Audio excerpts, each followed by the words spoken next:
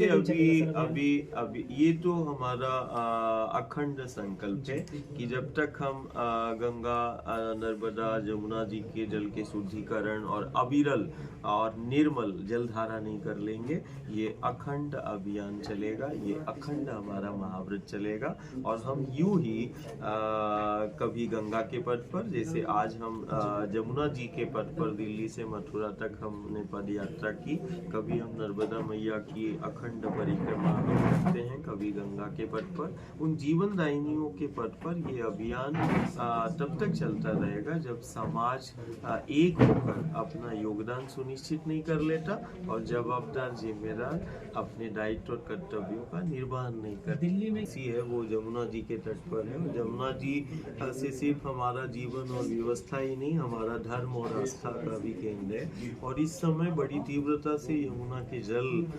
विषाक्त हो चुका है। वो इतना विषाक्त हो चुका है कि अब तो भूमिगत जल में जो है धीरे धीरे वो खराब होने लगा है।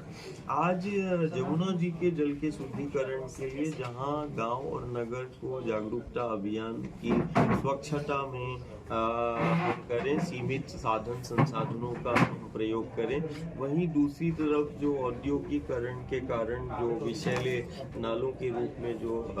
गंदगी मिल रही है, विषैला जहर मिल रहा है, तो हम जवाबदार जिम्मेदारों से, देखिए जमीनी स्तर पर जो है अब यही वक्त है कि हमें तत्काल ठोस निर्णय करना होंगे। वहीं दूसरी तरफ एक एक घर के परिवार को अपने योगदान को भी सुनिश्चित क्या आपकी बात सरकार से हुई है इस मुद्दे पे, जो यमुना की सफाई होता है? कहीं ना कहीं सामूहिक प्रयास की आवश्यकता है। कहीं ना कहीं विसंगतियों के कारण या मैं मेरा के कारण आज जमुना जी का शुद्धिकरण जितनी तीव्रता से चलना चाहिए उतनी तीव्रता से नहीं हो पा रहा है। तो हम तो यही प्रार्थना करते हैं कि एक बेहतर समाज के लिए, बेहतर दिल्ली के लिए, और देश की राजधानी ही नहीं, ये तो देश का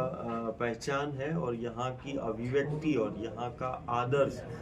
सभी गांव और नगर के लिए। जो 23 नवंबर का कार्यक्रम है उसके लिए प्रकृति संवाद के लिए फिर से इकट्ठे होंगे और कहीं ना कहीं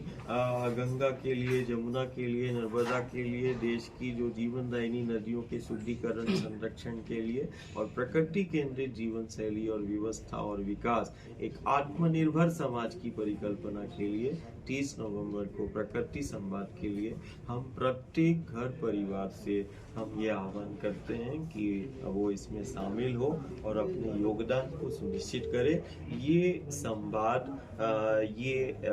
समाज को दिशा देगी और दशा में सुधार करने के लिए एक मील का पत्थर साबित